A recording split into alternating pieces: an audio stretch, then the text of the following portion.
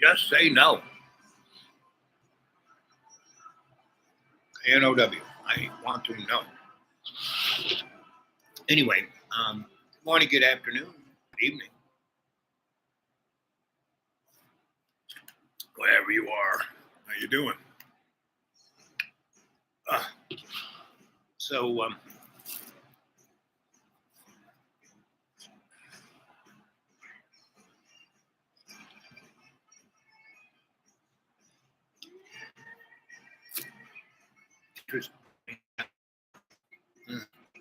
we are spending over $1 billion an hour to Putin's war machine.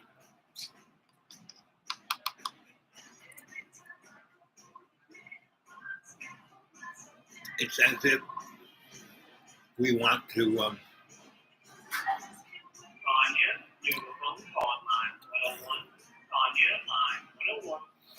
pay for both sides of the war. We did that similarly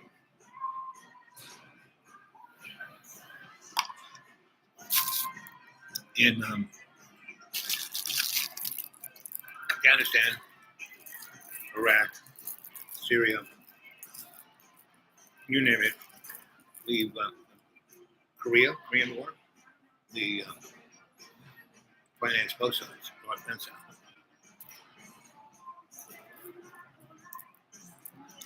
Yeah, both. Cold War, both. What does that mean? Well, you should look it up.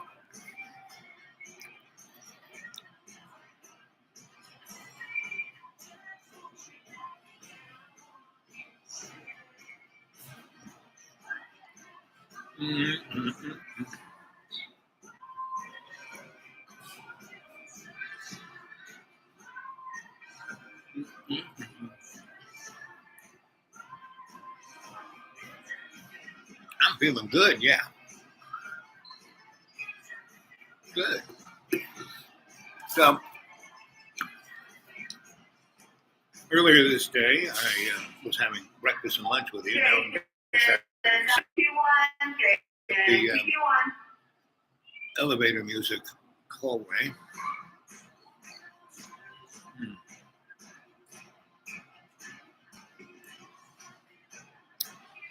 And I'm just wondering what's going on. Ow!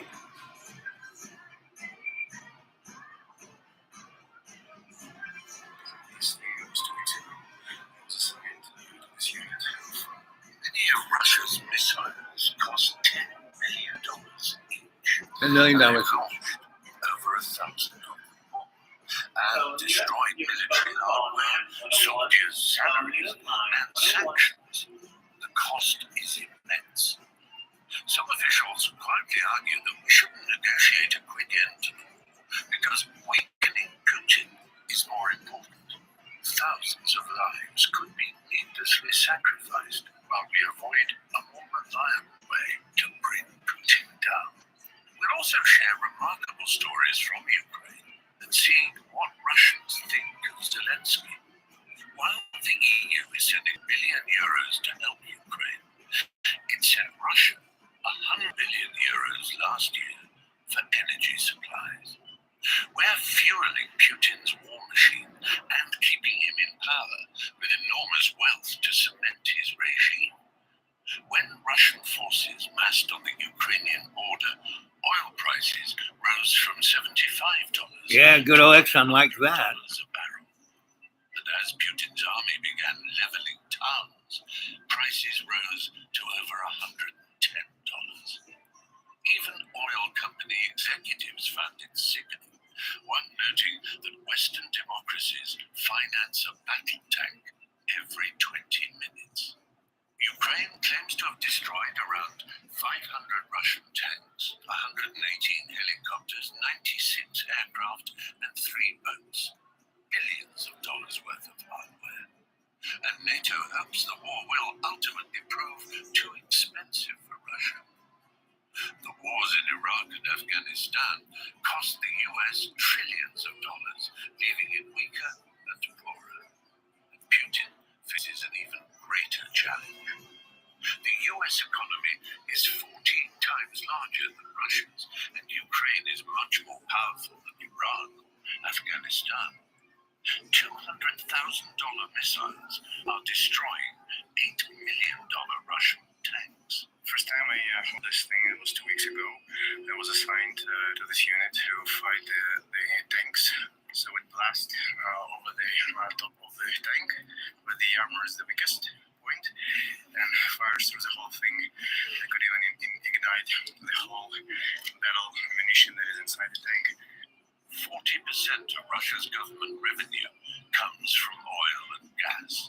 Звертаємось і до вас, до всієї демократичної спільноти світу. Має відмовитись від російської нападу, відмовитись якнайшвидше, бо саме шалені доходи від енергоресурсів дозволяють керівництву Росії бути зухвалим. And if those financial pipelines dried up, it would have to raise taxes, a more reliable way to undermine Putin's support than war, which often increases. Putin needs that. So, that's just a little primer to show you that nothing is what it seems to be. You have to let your gut tell you what's going on. And don't get stuck in the scholastic world view. You know.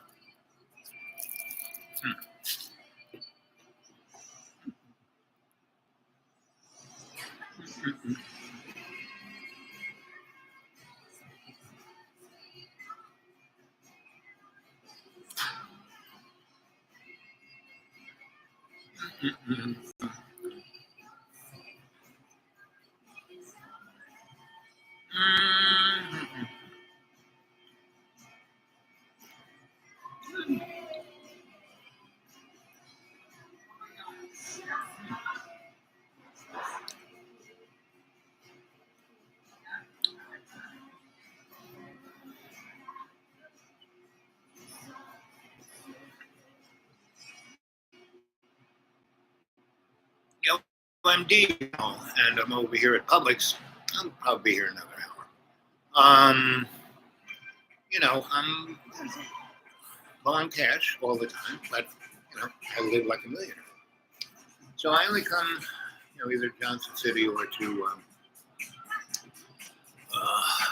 Boone, not on a set schedule, but whenever things line up like the stars.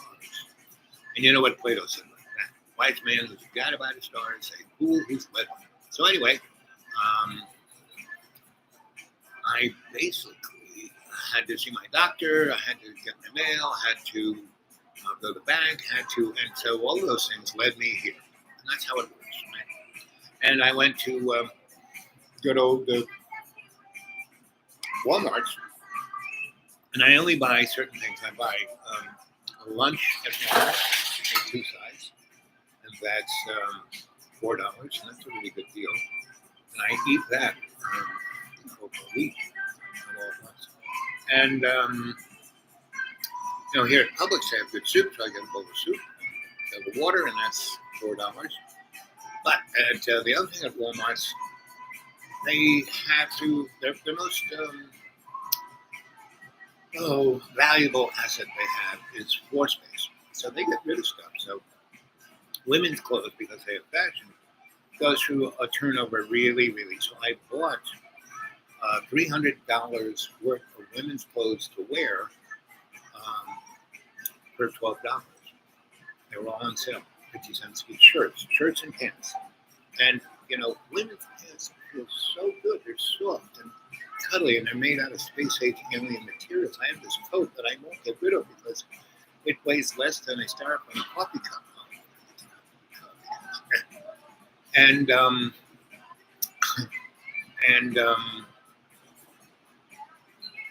it only cost me $7 because they were getting rid of it. I've had it now for 5 years, and it's falling apart. There's holes in it.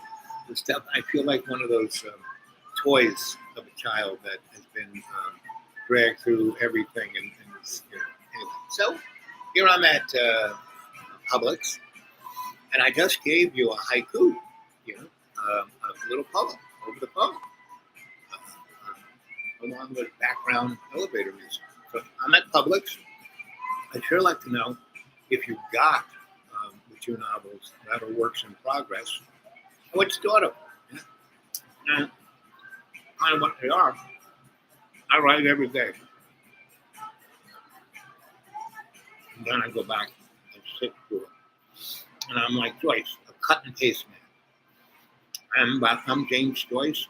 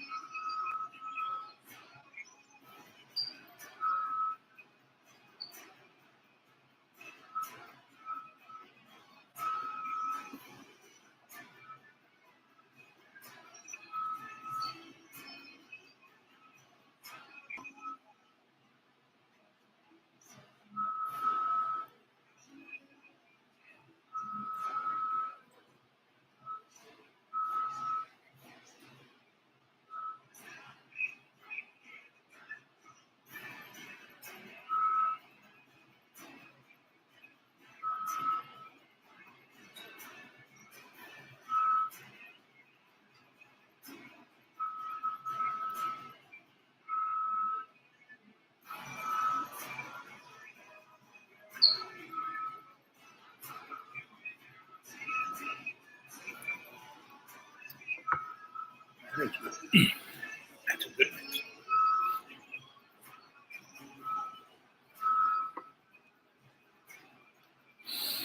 Good morning, good evening, good afternoon, and how you doing? And that one went away.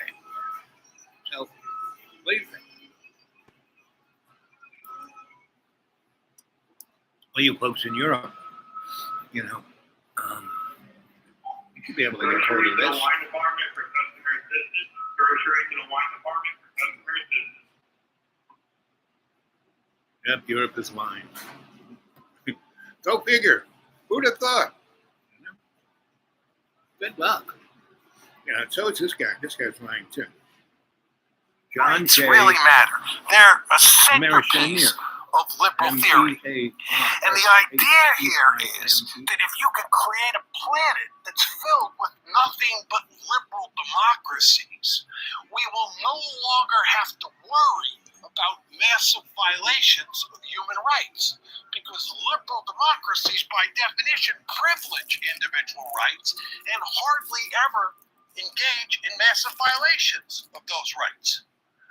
So again, liberal hegemony is holding out the promise of effectively eliminating the go problem ask the of massive African rights nations. violations.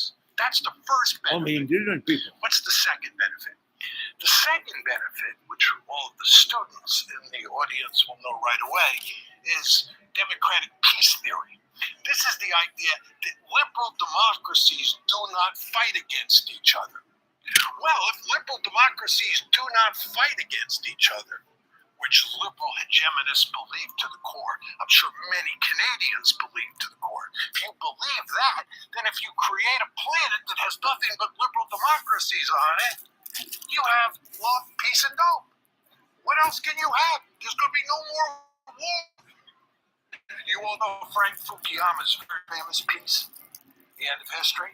Right? The End of History, right, says that what's happening here is that liberal democracy is inexorably spreading all across the planet.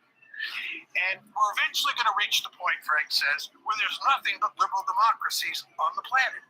And what does he say is then going to be the most Like formidable India. problem we face? Boredom. Boredom. Why? Brazil. Because Mexico. nobody fights against each other. There are no massive violations of human rights.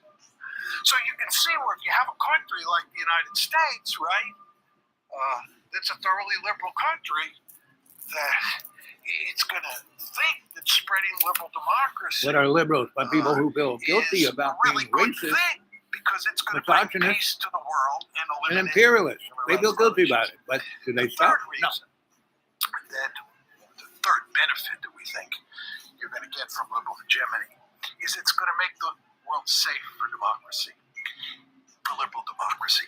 It's very important to World War I, understand war to that end all liberal wars. democracies are Didn't make very skittish. Safe for democracy. Either did World War II. They worry about internal threats and they worry about external threats. When I was a little boy growing up in the United Every little States of thing America, he does. we, meaning Americans, the American government, worried about communists. We really worried about communists. We worried about the American Communist Party forming an alliance with Moscow. Well, if you have a world where there's nothing but liberal democracies, you don't have to worry about your Communist Party forming an alliance with Moscow, because there's no Moscow that's communist that's out there. It's a liberal democracy too. So for the purposes of maintaining your liberal democracy forever and ever, to use Woodrow Wilson's term, for purposes of making the world safe for democracy, what you want is a planet that has nothing but liberal democracies Well, on it. the planet, that's So this only was war. our goal, what we got. to make the world a place that had nothing but liberal democracies, because it would give us these three major benefits. Now, the next question you want to ask yourself is, why didn't we do this in 1980 or in 1920? Why did we do it in the post-Cold War period? Right? Why is liberal hegemony in my story peculiar to unipolarity? And there are three factors you want to keep in mind here.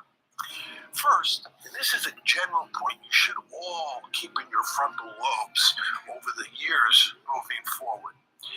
What's going on in the world today is that the glacis plates are moving.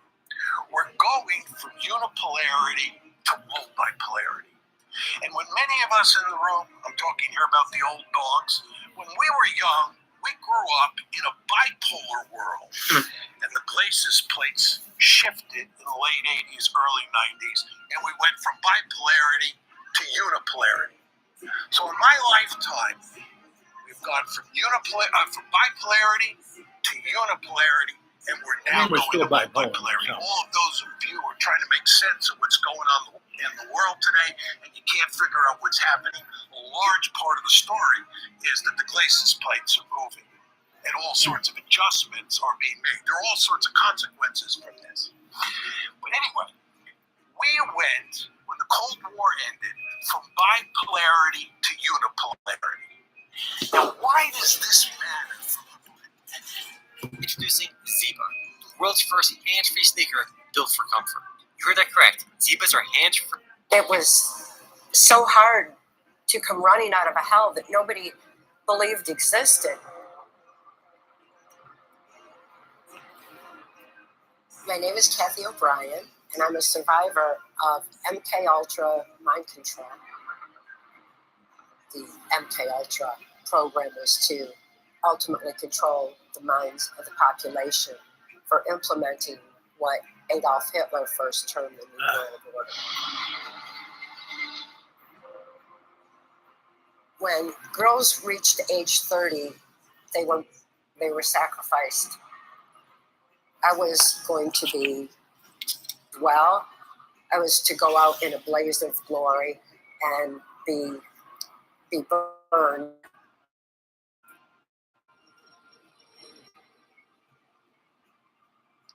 I'm so fortunate that an intelligence insider who saw the kind of corruption that was going on in the highest levels of government decided to take action and rescued me and saved my life so that we could begin to expose what was being done.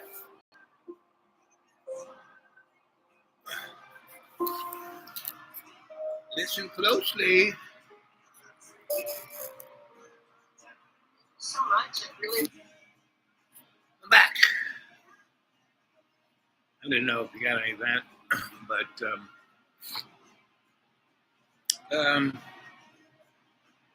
you know, don't believe a word I say. But what I think is going to happen, or at least the threads I see, is this Ukrainian war is going to go on and basically kill a lot of people, right? And it's going to be a blowback on Russia in a way that we have no idea about. But the real interesting thing is going to be that, between Russia and the Ukraine, they probably sell a third of the grains to the world, right? And the majority of that grain gets bought up by us and Europe and given to the third world to buy them off. So they started that slowly. And Yemen's a good example.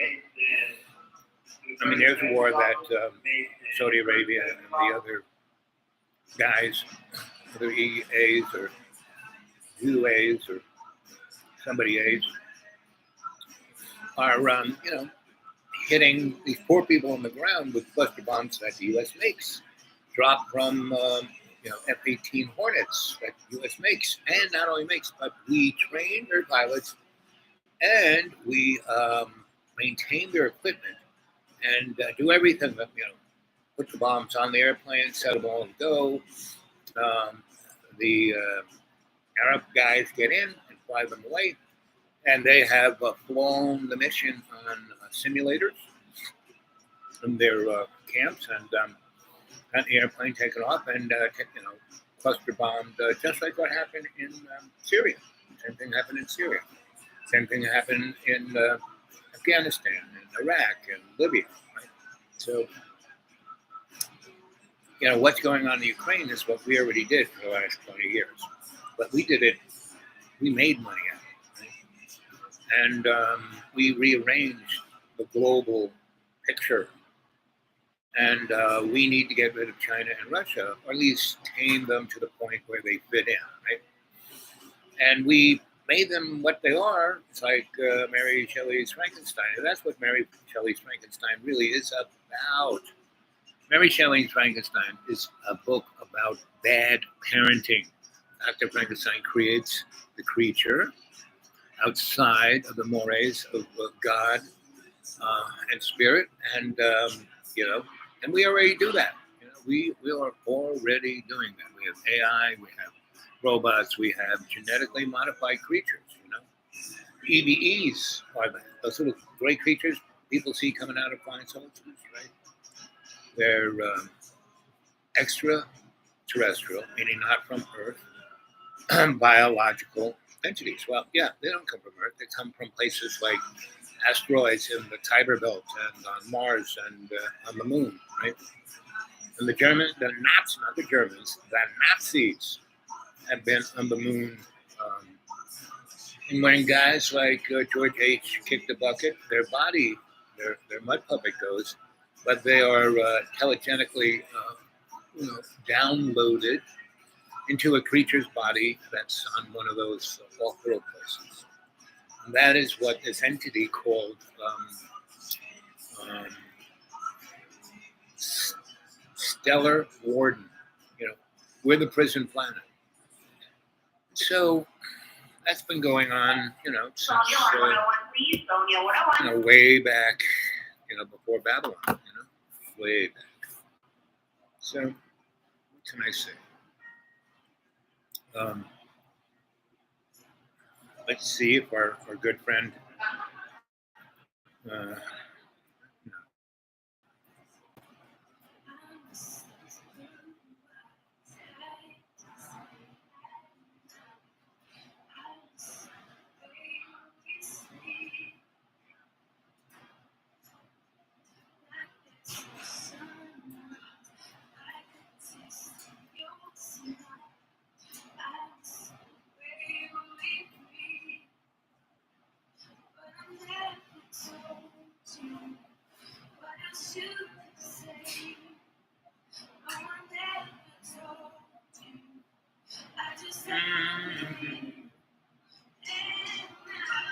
There we go. Let's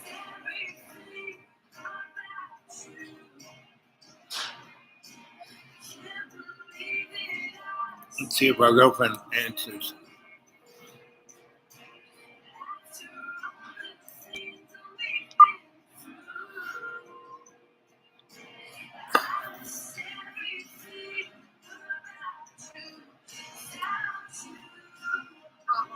Hey, baby. Hey, how you doing?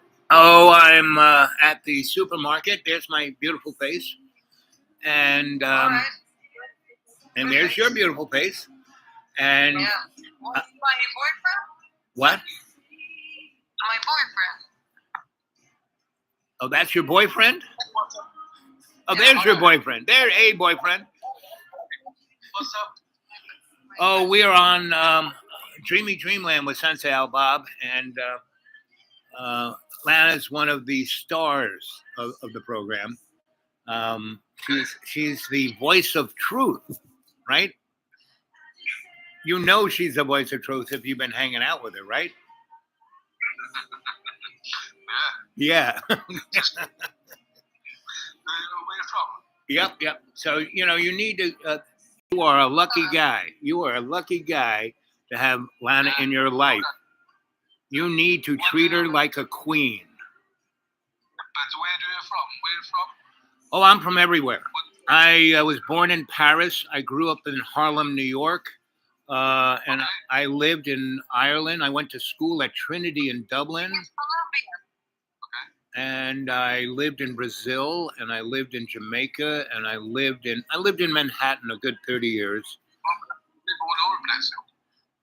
Oh, I do. I have a lot of. He's Colombian. He's a what? Colombian. Colombia. Oh, I love that part of the world. It's too bad that the World Bank and the globalists tore it apart. You know. But where you live now? You live in Florida? Oh no. I live.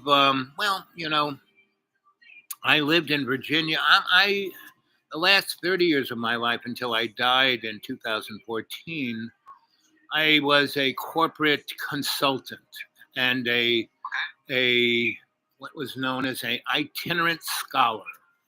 So I would go study things. I got paid to study things. And I lived a real hedonist life between 2008 and 2014. And I died in 2014. And then I couldn't do anything. I was dead. And so I had to crawl my way back. I weighed 460 pounds. Oh my gosh. Yes. You weigh till now. Yes. Good work. So I now weigh 203 pounds. So it took me, almost 10 years to lose 200 and something pounds. I had to change my life. So I live out in the middle of the forest in Tennessee. And I mean, I live in the forest. I don't live in a big house in the forest. I live in the forest. And I eat pretty much everything out of the forest.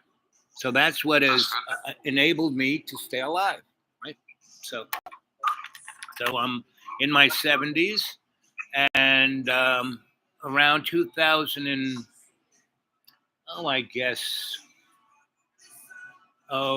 maybe 16 or 17 or 18, 2018, I discovered YouTube and started doing a YouTube show. And that's how Lana discovered me on YouTube, and that's how we became friends. And so that's, so every now and then I put her on the live chat because she always has the word of truth, Yeah, she haven't. Yeah, she is. Yep, she is the word of truth. She won't let you slide on anything. So you're a good guy. If you can hang with Lana, then you're a righteous guy. I'm okay. Yeah. I'm okay on that. Like I said, if you can hang with her, you're better than okay. And again, she is a truly special person that you have to treat like a queen. Bob. Yeah, baby. I think I just found this guy, and how'd you find him? Did you bump into him at the supermarket? I mean, how'd you find him? It's like a dating site. Oh, a dating site. A dating site. Okay. Well, that's like a supermarket. That's like a supermarket. It's like a meat market. Right. Exactly. I'm Yeah, not going up with this dude. right. I'm not going to do that. I'm not going to do anything. And then I met him. Right. So, are you guys having fun? Yeah, we're having fun. Well, We're that's as long as you're having fun, take care of each other, and treat each other kindly, and you're ready. You're good to go. Yeah. Because there is no reason to get upset about anything. I know. I mean, both you guys come from a place where things were tough and rough, and you came to Sweden where it's, tell us, my friend, what's the difference between South America, Central America, and Sweden? That's a good question. No, I'm asking the homeboy there. What tell from his experience? Or pooping, I don't know. He went to the toilet. So Oh, okay. He went to the toilet. Gotcha. So yeah. He got a bit scared. Yes. Anyway, I'm gonna let you go so you can have fun with your sweetie there, and I'll talk to you later. Okay, I'll wait. Also, I want to know the question. What It's a question? good question. Yep. The question you asked. Oh, the same question again? Hold on, he just peed. Okay. I'll wait till he get his pants on. Yep. Yeah. What's his And name? ask him. What is his name? It's not you know what? He can talk for himself. Okay. I mean, like I would want to talk about myself, so he can talk about himself. Okay. So, yeah, this is a surprise for him because he didn't know. Yeah, he had no expectations of this. Nej, den här människan har känt i ett års tid. Du är helt galen. Shut the fuck up. Kom hit. Yeah. Okay, so talk with him. Okay. Be honest. So, my friend, what is your name? My name is Rolf. Rolf. Okay. Tell you. Victor. Right, Rolf. Because I was living in Florida for maybe many years, 12 years ago. I was living in Florida, Sarasota. Right. I lived there for 6 years. So, where in Florida were you? In Sarasota. Sarasota. Okay. West side. Yeah. And I take care of old people. Right. Like assisted living and something like that. Caregiving. Right. Or CNA. Oh, you're Social CNA. Okay. assistant. Yeah. Well, then Sarasota was a good place for that. Yeah, it's very good. So I lived. Do you know where Stewart is, or West Palm Beach? Yeah. I used to live there. I used to work there, and I had a nice little house. Did you ever go to Jensen Beach? No, I hear about that, but I haven't been. It's like one of the only chunks of the east coast of Florida that an average person can go to the beach. All the rest has been turned into condos. And there's this little like 1950s town that's between a nuclear power plant and a shit factory. And that's why it's still nice. And the wind blows just right so you don't get nuked and you don't get shit. And it's really pleasant. I had this beautiful little right on the beach, right?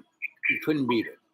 But nobody wanted to live there because it was right next to a nuclear power plant. So it was nice. Yeah, it was very nice. And I glow in the dark, and that's a good thing too.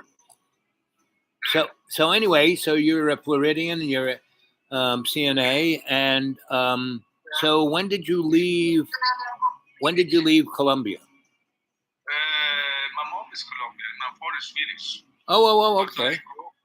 I grew up in Florida, but I come to Sweden when I was 5 years old. Okay. And then I went back when I was 23. Right. To have a little bit more life experience. Right. I can hear. So did you ever go to Colombia? No, I was there 4 years ago. Okay. 1 year. 1 year. And then sometimes in life, I was born early. I was premature. Right, premature. Maybe. Right. Yeah, and I was I was born after 6 months. I Right. weigh a half a pound and I 7 inches tall. Well, you had a real reason for being here, You made it through. And, like with animals, when the runt is born, everyone wants to get rid of the runt, but the runt always turns out to be the best animal. And then I was, I can't talk before I was 6 years old because You couldn't talk. I couldn't talk at all. Because I have, when you like early age born, then you can talk at all, And many babies who was born that age, the same, like they were like handicapped or died or whatever. Right. And I have like angels that can protect me. Right. And I died maybe a few times every day, because I had that. You was homeless? I was homeless too, Right. So Well, you have a real perspective of life. You have a true understanding of life.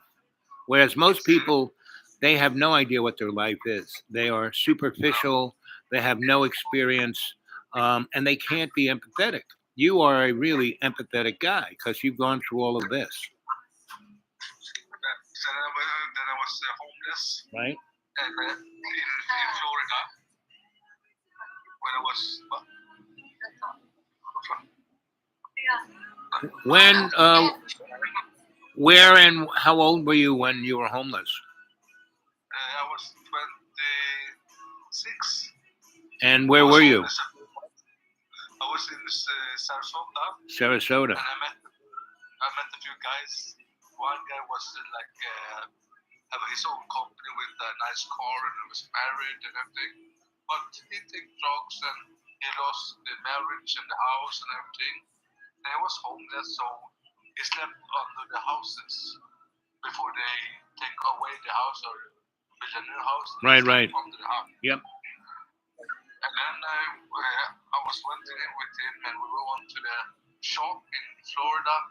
That if you're unemployed, Right, you can get the job. right, You pay bad. Average. It's like I work with Mexicans. right. It was like $5.25 an hour, something like that. It's not Richard, is it? Al. Al. And you're Miss D. Yeah, exactly. Right. So I'm doing a live chat with some people. You want to join? No, I'm getting ready to hit the banner out. Okay, Sorry. okay. Tell them to have a good day. So next time. All right. Okay. Bye. Bobo, Yes, concentrate. I am. No, somebody just walked into the scene, and yes. So no, not my. I'm in a very public place. It's called Publix. So Ralph, you must. If you were in Florida, you know Publix, right? The supermarket. That's where I'm at. So it's like my office. You know, they let me stay here, and so I can relate to you, Ralph, because I live in the woods, but I kind of live like a homeless guy, but I have Cadillac camping.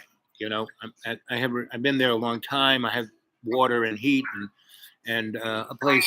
Right. So it's not a house, but it's Cadillac camping. So.